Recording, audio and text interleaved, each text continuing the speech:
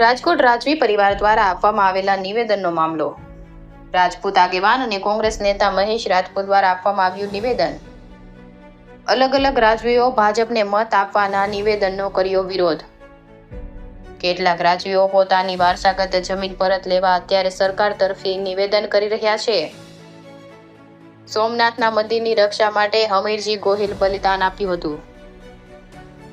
શું છેલ્લા 5 વર્ષમાં સોમનાથ મંદિર બન્યું? રાજપૂત હંમેશા રાષ્ટ્રહિત માટે કાર્ય કરતા રહે છે. ભરત ભરડવા સાથે રોહિત પોજાણી, રાજકોટ. તમારું શું કહેવાનું છે જે પ્રકારે અસ્મિતા આંદોલન ચાલી રહ્યું છે? હું બહુ સ્પષ્ટ કહું છું કે રાષ્ટ્રધર્મ હંમેશા પ્રથમ જ હોય અને માત્ર નરેન્દ્રભાઈ હોય તો જ રાષ્ટ્રનું હિત થાય એ વસ્તુને હું માન્ય નથી રાખતો. કોઈ પણ પાર્ટી હોય એના માટે હંમેશા રાષ્ટ્રધર્મ અને રાષ્ટ્ર પ્રથમ હોય છે. અને એનાથી મોટું કે જે રાષ્ટ્રની અંદર બેન દીકરીઓ વિશે બોલવામાં આવે અને એ પાર્ટીના નેતાઓ એ વ્યક્તિને ન બદલાવી શકતા હોય. આજે રાજપૂત સમાજ આખા ભારત દેશની અંદર સામે આવ્યો હોય અને બેન દીકરીઓના જે શબ્દો એને વિશે બોલ્યા હોય ભાજપના નેતા રાજકોટમાંથી, ત્યારે રાષ્ટ્રહિતની વાત ક્યાં અહીંયા રહી? રાષ્ટ્રની અંદર હંમેશા રાજા મહારાજાઓ જ્યારે હતા, અમારા રાજપૂતોના જ્યારે રાજ હતા ત્યારે પણ, અને ધર્મની અંદર પણ પહેલા એવું લખ્યું છે, એ પછી સનાતન ધર્મની અંદર બહુ સ્પષ્ટ હરેક ધર્મના ગ્રંથોની અંદર એવું લખેલું છે કે બેન દીકરીઓની રક્ષા કરવી, ગૌ રક્ષા કરવી એ પ્રથમ આપણો ધર્મ છે. ત્યારે આવી વાતો કરવી અને માત્ર એક ભાજપને અને નરેન્દ્રભાઈને, અને એ પણ એ રાજવીઓ આજે બેઠા હતા અને એ રાજવીઓના પેલેસની અંદર બોલવામાં આવ્યું. મને આજ દુઃખની લાગણી થાય છે કે મયુર રાજા કે જેમના પિતાશ્રી મનોજસિંહ જાડેજા આજ હોત ને તો આવી વાત ના કરે. આજે દિગ્વિજયસિંહ વાકાનેર સ્ટેટ આજે હાજર હોત તો એ આવી વાત ના કરે. એમ કે પેલા બેન દીકરીઓ અને ગૌની રક્ષા પ્રથમ હોવી જોઈએ. કોઈ વ્યક્તિ કે કોઈ પક્ષ ન હોવો જોઈએ. રાષ્ટ્રની હિતની વાત કરતા હોય. આજે એમ કહેવામાં આવ્યું કે મંદિરો 5 વર્ષમાં બન્યા. અરે તમે રાજવી છો, આપના બાપ દાદાઓએ અહીંયા બલિદાનો મંદિરોના રક્ષણ માટે આપ્યા છે. સોમનાથ મહાદેવ મંદિર માટે હમીરસિંહજી ગોહિલ જેવાએ બલિદાન આપ્યા હોય અને તમે એવી વાતો કરો કે 5 વર્ષમાં મંદિરો બન્યા છે. અરે નરેન્દ્રભાઈ ગુજરાતમાં હતા ત્યારે કેટલા મંદિરોને તોડવામાં આવ્યા. ગાંધીનગર જેવા ગાંધીનગરની અંદર મંદિરો તોડવામાં આવ્યા છે. એ તમને નથી દેખાતું? માત્ર નરેન્દ્રભાઈની વાહ કરવા માટે અને ક્યાંક ને ક્યાંક પોતાના બિઝનેસને, પોતાની વારસાગત જમીનોને પરત કેમ સરકારમાંથી મેળવી, એવા કેટલાય રાજાઓ છે. બધા રાજાઓનું હું નથી કહેતો. અમુક રાજાઓ પોતાનો બિઝનેસ બચાવવા માટે આવે પ્રયાસ કરે છે અને બીજા જે સ્ટેટોએ આમાં સાથ આપ્યો છે એને પણ ક્યાંક એવી ખબર ન હોય, પણ એ રાષ્ટ્રના હિતની વાત કરી હોય એટલે એમને સમર્થન આપ્યું હોય. આજે રાજપૂત સમાજનો ધર્મરથ, જેને ધર્મ માટે રક્ષા માટે કહેવાય એમ ધર્મરથ આજે ગામો ગામ ફરી રહ્યો છે. ત્યારે મયુર રાજા આવી પ્રેસ કોન્ફરન્સ કરે તે એના એક રાજવી તરીકે સોંપતું નથી. રાષ્ટ્રનું હિત કોઈ પણ પાર્ટી હોય એ કરતી જ હોય અને રાષ્ટ્રનું હિત હંમેશા મતદાર કરે, મતદાર નક્કી કરે કે આ રાષ્ટ્રના હિત માટે કોણ લાયક છે સરકારમાં, અને એ જરૂરી છે. માત્ર ભાજપના હોદ્દેદારો અને એ લોકો પોતાને રાજવી ગણી અને રાજવી તરીકે બેસી અને પ્રજાને અને રાજપૂતોને ભરમાવાની જે વાત કરી છે તે અયોગ્ય છે.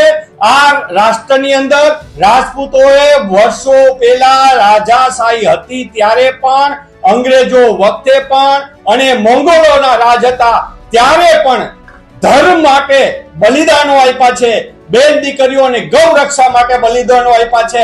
5 વર્ષમાં મંદિરો નહીં, સોમનાથ મંદિરનો દાખલો આપણે સૌરાષ્ટ્રનો લઈને જ વાત કરીએ કે હમીરસિંહજી ગોહિલે બલિદાન આપ્યું છે સોમનાથ મંદિરનો બલિદાન માટે. તો શું આ 5 વર્ષ પહેલા મંદિર સોમનાથ બન્યું હતું?